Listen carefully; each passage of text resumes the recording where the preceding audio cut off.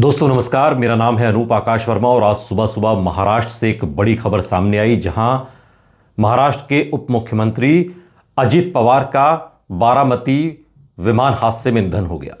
लेकिन वहां से जो तस्वीरें, जो वीडियो सामने आ रहे हैं वो बहुत चौंकाने वाले हैं। इस वीडियो में हम आपको बारामती के उस जगह पर ले जाएंगे जहां पर यह हादसा हुआ और वहां से जो वीडियो निकलकर सामने आ रहे हैं बहुत ही हैरान कर देने वाले हैं।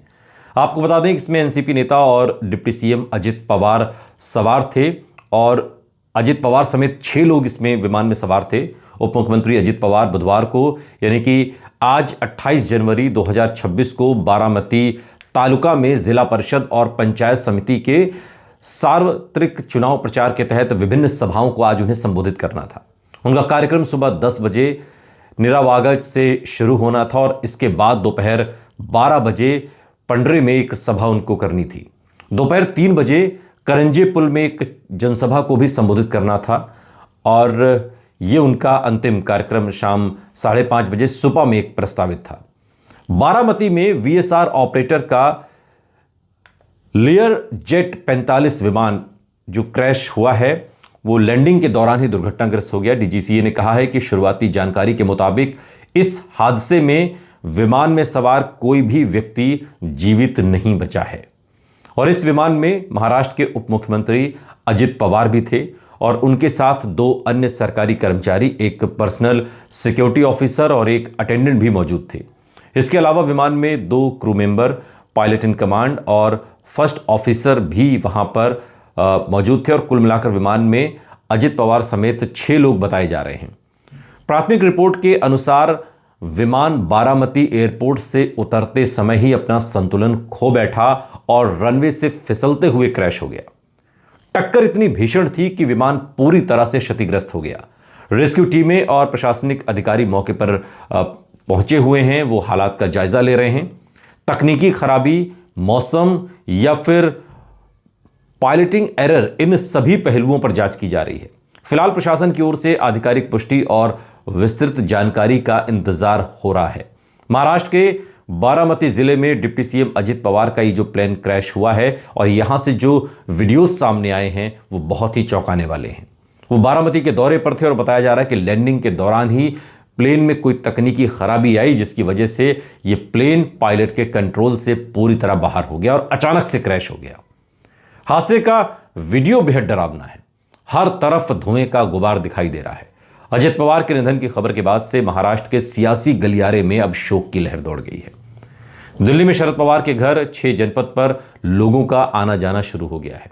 अजित पवार के दोस्त, रिश्तेदार, उनकी पत्नी सुनेत्रा पवार, बहन सुप्रिया सुले सभी दिल्ली के आवास पर मौजूद थे और यहां से वो लोग मुंबई के लिए रवाना हुए। सुप्रिया सुले ने कोई अभी बात तो नहीं कही इस दुख की घड़ी पर, लेकिन वो दिल्ली से फौरन मुंबई के लिए रवाना हो गई।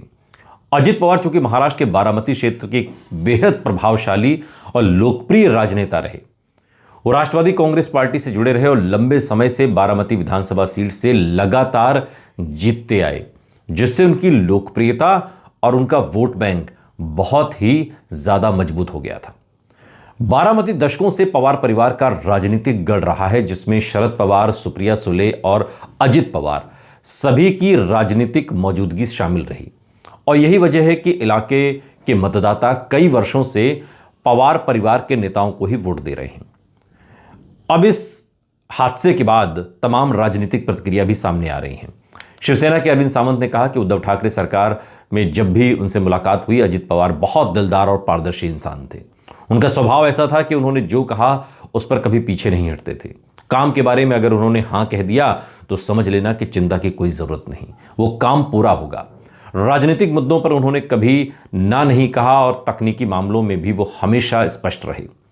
सावंत ने कहा कि ऐसा व्यक्ति राजनीति में बहुत कम मिलेगा और उन्होंने पवार परिवार और महाराष्ट्र की राजनीति के लिए कई महत्वपूर्ण कदम उठाए। उनके जाने से परिवार को बहुत दुख है, परिवार पर दुखों का पहाड़ टूटा है। शिवसेना के नेता संजय राउत ने कहा कि दादा के बिना राज्य की राजनीति में अब कुछ भी नहीं बचा। उनकी पर्सनैलिटी खुले दिल की थी और हर कार्यकर्ता उन्हें चाहते थे। महाराष्ट्र पर दुखों का पहाड़ टूटा है। प्रशासन पर उनकी पकड़ मजबूत थी और उन्हें बारामती से गहरा लगाव था।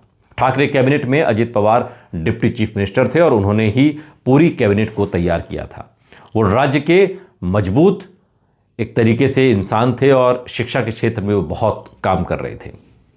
संजय राउत ने आगे कहा कि अजित पवार ने शरद पवार के बिना पॉलिटिक्स की शुरुआत की थी, लेकिन किसी ने नहीं सोचा था कि ये इस तरह से इस मोड़ पर आकर ऐसे खत्म होगी।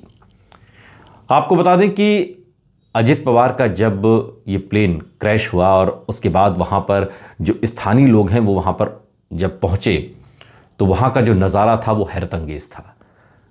विमान के टुकड़े पड़े थे, शवों को 3 शव तो बड़ी मुश्किल से उसके अंदर से निकाले गए और कई शवों के अंग भी अलग थलग पड़े हुए थे। और वहाँ पर मौजूद सभी लोग चिल्ला चिल्ला कर कह रहे थे कि हमारे अजित दादा नहीं रहे।